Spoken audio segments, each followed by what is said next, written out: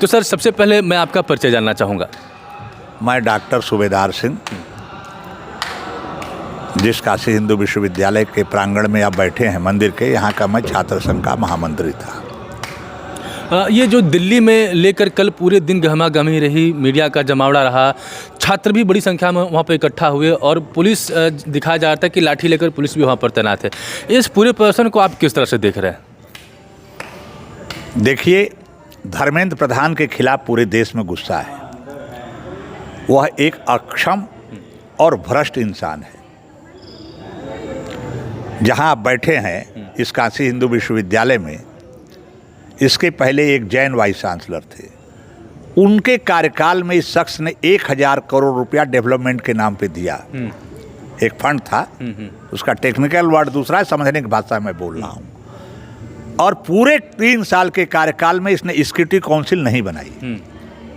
इस विश्वविद्यालय का संचालन मुख्य रूप से कार्यकारिणी परिषद सिक्योरिटी काउंसिल करती है, जो भारत के राष्ट्रपति द्वारा नियुक्त होती है। खुली छूट उसने दे दिया था, यहाँ तक कि रात के अंधेरे में जब विश्वविद्यालय के सारे गेट बंद रहते हैं तो मधुबन के बगल में भेषजोद्यान है, वहाँ बहुमूल्य चंदन का पेड़ काट के चला गया। गेट सारे बंद हैं। ट्रक किस रास्ते से उड़ गया? हेलीकॉप्टर से गया। तो यहाँ वीरप्पन जैसे लोगों को इसने वाइस चांसलर भेजा। जब आप शिक्षा के साथ मजाक करोगे, जब से आपकी सरकार बनी है, देश के वाइस चांसलरों के पद की बोली बोली जा रही है। कुलपति का पद बिकाऊ है, जिसके पास माल है वो जाके खरीद के लेके आके चला जा रहा है। उत्तर प्रदेश के हर वाइस चांसलर का पद बिकाऊ है। बोली बोलती हैं, कौन बोलेगा? तो गुस्सा नहीं होगा? धर्मेंद्र प्रधान को आपके क्यों रखे? पेपर आउट हुआ। एक कहने से काम नहीं चलेगा कि पिछली सरकारों में पेपर लीक होता था, इसलिए जनता ने हटा दिया। आप तो दूध के धुले हैं। आप तो बताइए कि हमारा यह राम राज्य है, यहाँ पर्चा लीक नहीं होगा। दोबारा आपने परीक्षा कराया, परीक्षा में शुचिता थी, ईमानदारी थी, सही लड़के सेलेक्ट हुए, लेकिन सेशन तो लेट हुआ, मेंटल हरासमेंट तो हुआ। क्यों? आपको धर्मेंद्र प्रधान से क्या लगाव है? डेमोक्रेसी है, विपक्ष कहेगा हम नहीं हटाएंगे। अरे राम को मानने वाले हो यार। राम की सीता के खिलाफ एक धोबी ने बोल दिया, राम ने सीता को त्याग दिया था।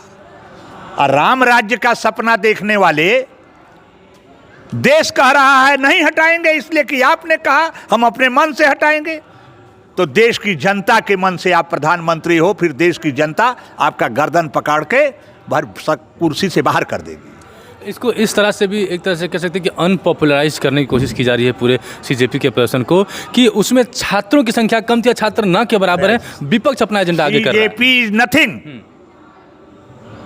काकरोच कुछ नहीं है। वो अरविंद केजरीवाल का खेला है। जब राहुल गांधी ने कहा कि मैं पूरे देश में इस नीट पेपर के आउट के खिलाफ में हिमाचल प्रदेश से शुरू किया, उत्तराखंड गया, इलाहाबाद आने वाले हैं, तो इसी बीच में काकरोच आ गए दिल्ली में। कि जब एक नेशनल पार्टी का व्यक्ति इस मुहिम को उठाएगा तो सरकार के खिलाफ देशव्यापी मुहिम चलेगी। ये अरविंद केजरीवाल का खेला था कि कांग्रेस के खेल के डिफ्यूज कर दिया जाए। तो कल जो हुआ, कांग्रेस की जो मुहिम थी उसको बहुत बड़ा धक्का लगा।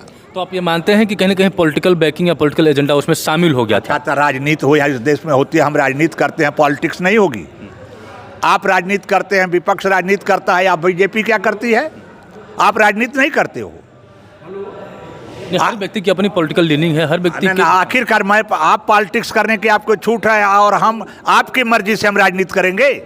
नहीं, जो धरना जो चल रहा था, धरना चल रहा था, तो इस देश के जब जयप्रकाश आंदोलन हुआ तो उसमें छात्र थे।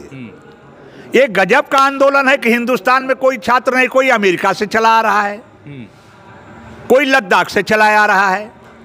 आप कहाँ के विद्यार्थी हो भाई?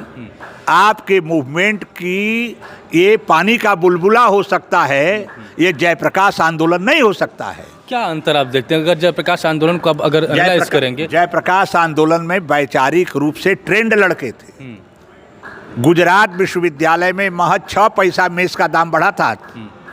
जो लड़के खाना खाते थे 6 पैसा चार्ज बढ़ गया था। 6 पैसा के खिलाफ उठा हुआ यह आंदोलन गुजरात से चलता है, बिहार आता है, इंदिरा गांधी इलाहाबाद में चुनाव हारती हैं राजनारायण जी के खिलाफ, देश में इमरजेंसी लगती है, 77 में सत्ता परिवर्तन होता है। और नौजवानों के खिलाफ हिंदुस्तान के सारे दल हैं। जब नौजवानों के छात्रों के आंदोलन से 77 में सरकार बदली, जनता पार्टी की सरकार बनी, तो 77 का नेतृत्व जनता पार्टी का ईमानदार था और नौजवान था। उसने नौजवानों के धक्के को बर्दाश्त कर लिया। लेकिन इसी देश में जब असम में लड़कों ने सरकार बनाई तो हिंदुस्तान के सारे राजनीतिक दल सावधान हो गए। उनको छात्र संगठन चाहिए, युवा संगठन चाहिए, लेकिन वैचारिक रूप से ट्रेंड नौजवान नहीं चाहिए।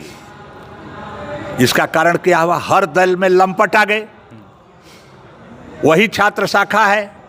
तो इन नौजवानों के भरोसे आप मूलभूत आमूल चूल परिवर्तन की कल्पना नहीं कर सकते हैं। कौन बनेगा करोड़पति का शो देखने वाले, ये पैसा कमाने वाले राजनीति में नौजवान आए हैं, जिन्हें आप नौजवान देखते हैं, नौजवान नहीं है। ये व्यवसायी हैं, ठेकेदार हैं, अपराधी हैं, दलाल हैं। मैं सबकी बात नहीं करता है, इसमें 70% से ऊपर हैं। और राजनीतिक दलों को नौजवान चाहिए, लेकिन उसमें वैचारिक रूप से ट्रेंड नौजवान नहीं चाहिए। जो वैचारिकी से परिपूर्ण होता है वो भगत सिंह हंसते हुए फांसी के फंदे पर लटक जाता है।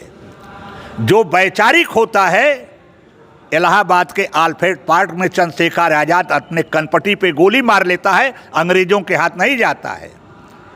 लेकिन अपराधी तो पुलिस से कितना हो बड़ा अपराधी हो, उसे सरकार का एक होमगार्ड उस पर भारी होता है, बशर्ते सरकार मन बना ले। अच्छा, एक सबसे गंभीर आरोप लगाया जा रहा है, कह सकते हैं कि जो प्रो गवर्नमेंट के लोग हैं वो धरने को लेकर कह रहे थे कि वहाँ पर एंटी हिंदू या एंटी नेशनलिस्ट मूवमेंट भी चल रहा था। आप इस बात से कहाँ तक सहमत हैं? क्या इस देश का मुसलमान नागरिक नहीं है? नहीं, नागरिक है, लेकिन वहाँ पर अल्लाह के गाने गाए जा रहे थे, लेकिन राम के नाम का मजाक उड़ाया जा रहा था। ईश्वर अल्लाह तेरो नाम। अरे भाई, आप राम कहिए, हम अल्लाह कह रहे हैं। नहीं, अल्लाह कहा जा रहा है, राम से आपत्ति है। किसने सुना? राम को आपत्ति किससे है? अगर अल्लाह कहने से हमारा राम इतना कमजोर है कि आप अल्लाह कह दें, हमारा राम कमजोर हो जाएगा?